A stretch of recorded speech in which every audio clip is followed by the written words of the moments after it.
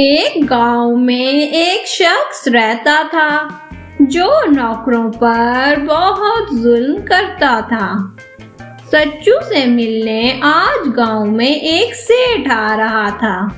अरे लालू, जल्दी से आओ और बाजार से कुछ चीजें खरीद लाओ। आज मुझसे मिलने खास लोग आ रहे हैं। इस तरह लालू बाजार जाता है और चीजें खरीद कर लाता है। वापसी पर लालू को एक बुजुर्ग मिलता है। अरे बेटा, तुम्हारा मालिक तो बहुत ही जालिम है। तुमसे हर वक्त काम भी करवाता है और इतने जुल्म भी करता है।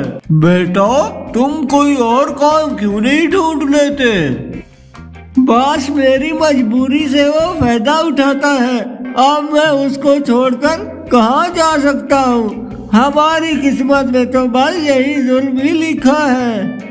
सज्जू की एक बेटी थी जिसका नाम रानी था।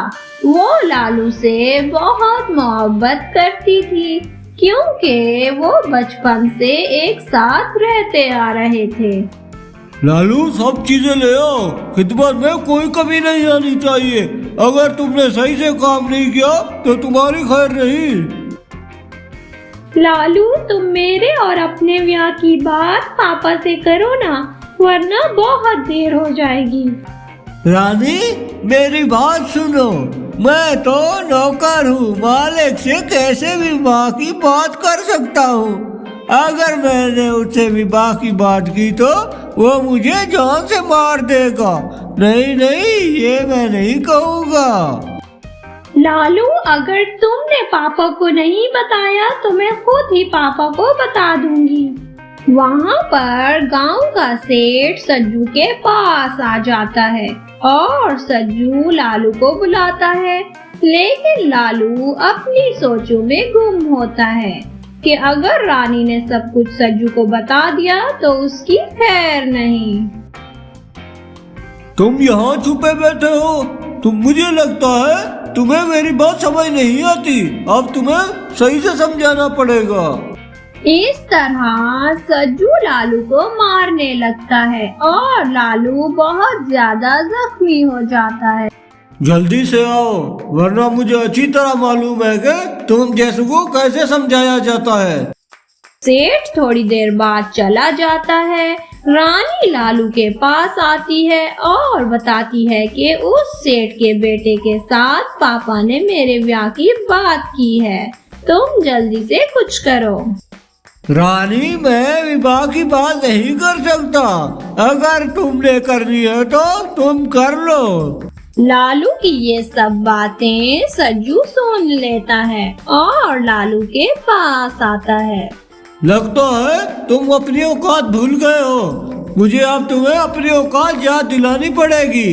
अब तुम्हारी हरकतें बर्दाश्त से बाहर हो रही हैं। मालिक, मैं और रानी सिर्फ एक दूसरे से प्यार करते हैं। ये बातें सुनकर मालिक लालू को मारने लगता है और मालिक लालू को इतना मारता है कि वो जख्मी हो जाता है। इधर रानी पुलिस को फोन कर देती है और फौरन पुलिस आ जाती है। रानी, ये तुमने सब कुछ अच्छा नहीं किया। इसके नतीजे तुम्हें जरूर भुगतना पड़ेंगे।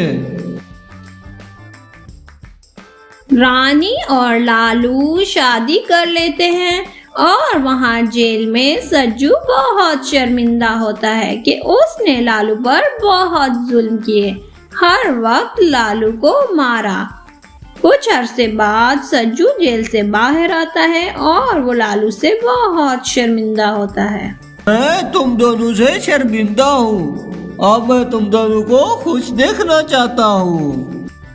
तो बच्चों, हमें इस कहानी से क्या नतीजा मिलता है कि इंसान को उसके किए की सजा जरूर मिलती है। इसलिए इंसान को कोई भी ऐसा काम नहीं करना चाहिए जिसकी बाद में उसे सजा भुगतनी पड़े। प्लीज हमारे चैनल को सब्सक्राइब करें, लाइक करें। Thank you for watching.